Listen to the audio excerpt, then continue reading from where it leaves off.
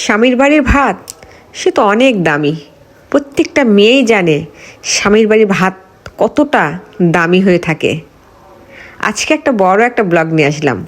প্রত্যেকটা মেয়েই তার সংসারকে আঁকড়ে ধরে বেঁচে থাকে, শুধু সন্তানের মুখের দিক তাকিয়ে থেকে। এটা কিন্তু সত্যি। কত মেয়েই কত না বলা কথাগুলো বুকের মধ্যে রাখে বাচ্চাদের মুখের দিক তাকিয়ে থেকে। কত না জানা কথাগুলো লুকিয়ে থাকে ওই বাচ্চাদের মুখের দিক তাকিয়ে থেকে। মেয়েরা সংসার করতে জানে, কিন্তু মেয়েরা কিন্তু কখনোই সংসার ভাঙতে জানে না। যে সংসারে দেখবেন কোনো মেয়ে ডিভোর্স হয়েছে, তাহলে অবশ্যই দেখবেন ওই মেয়েটার কোনো দোষ থাকে না। কোনো না কোনো তাকে অনেকটা চাপে পড়ে সেই মেয়েটা ডিভোর্স হয়। আমাদের সমাজে এখন ডিভোর্স তো একটা ডাল ভাতের মতো হয়ে গেছে। আমি কিন্তু এটা মানি, একটা মেয়ে কখনোই ডিভোর্স হতে চায় না। একটা মেয়ে সংসারকে তিলে তিলে সাজিয়ে রাখে, তিলে তিলে সে ধারণ করে। এই যে দেখতে পাচ্ছি, সকাল থেকে একটা মেয়ে কত পরিশ্রমী করে তার সন্তানের পিছে, সংসারের পিছে। কোনো মেয়ে কিন্তু কোনো কাজে কিন্তু ঘাটতি রাখে না, সেটা সন্তানের প্রতি, স্বামীর প্রতি বা তার সংসারের দায়িত্বের প্রতি। সে কিন্তু নিখুঁতভাবে প্রত্যেকটা কাজ কিন্তু করে, কিন্তু দিন শেষে সে কিন্তু একাই। প্রত্যেকটা মেয়ের কিন্তু নিজের দিকে যত্ন নেওয়া উচিত।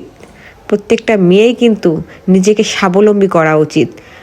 আমরা তো বাঙালি মেয়েরা ওই স্বামী সন্তান সংসার করতে করতে চুলের তো পাক ধরিয়ে ফেলি।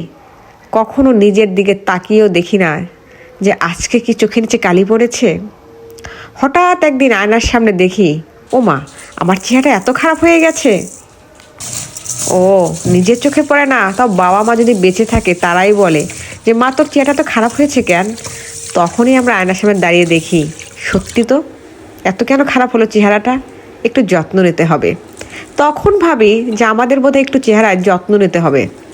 যদি কেউ বলে দেয়, ধরে দেয় যে তোর চেহারাটা তো খারাপ হয়েছে কেন, তাই না?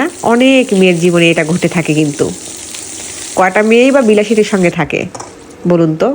প্রত্যেকটা মেয়ে প্রত্যেকটা কাজে সংসারের ঘানি টানতে টানতে তারা নিঃশেষ হয়ে যায়।